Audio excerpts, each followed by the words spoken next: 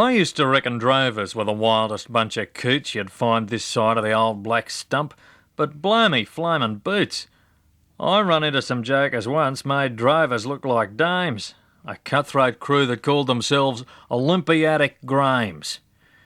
Well, it happened there in Melbourne in the year, now let me see, 1956 it was. I was down there on a spree, and I'd only been there a day or so I wasn't quite dead with cold, when I read of a fencing contest that these coves were going to hold.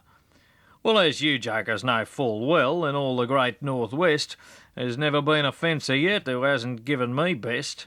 For at cutting poles and sinking holes and straining fencing wire, the only bloke who's faster than me is a crimson bloody liar.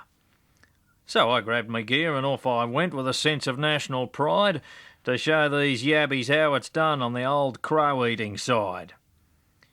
Well, I'm sure I got the right address with the number and the street, but what I seen inside that hall just knocked me off me feet. There were hundreds of people round the sides, in the middle on the boards. These two young coves were having a fight, believe it or not, with swords. It was something like a book I had, and some of you might have read, about Roman radiators. Well, I walked across and said, "Hey, break it up, you jokers. Who the hell do you think yous are? The Count of Plaza Toro and the Laughing Caviar? I'll bet whatever you're fighting about, it isn't worth your lives. You're worse than a couple of Dago blokes with bloody butcher knives." And then I told them to cut it out, and the coots fought on instead. So for their own sakes I took me spade and bounced one on the head.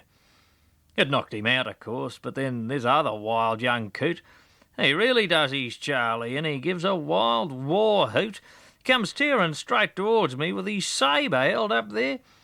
But before the murderous blow could fall, I stopped it in the air with me straining fork.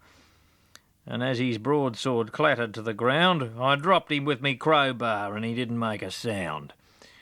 And then to finish the job off so it wouldn't happen again, I got me pliers and bent their bloody cutlasses in twain.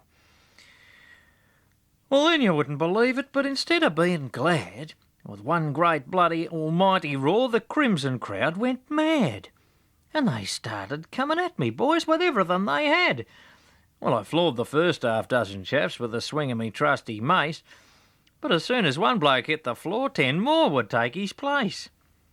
Now, I don't mind fighting a dozen blokes, or even perhaps a score, but I'm bigger if even I can fight 1,000 coves or more. So I took one last almighty swing and ran for the flaming door, and I didn't stop running till Bendigo, where I caught the westbound train. And I'll tell you what, I'll never go back to the cabbage patch again. But I always have to laugh, you know, when I hear these jokers brag of how they beat up so-and-so or broke some woolly nag. 'Cause I've fought with a wild young joker who could put 'em all to shame. The wildest bludgers of the lot, an Olympiatic Grame.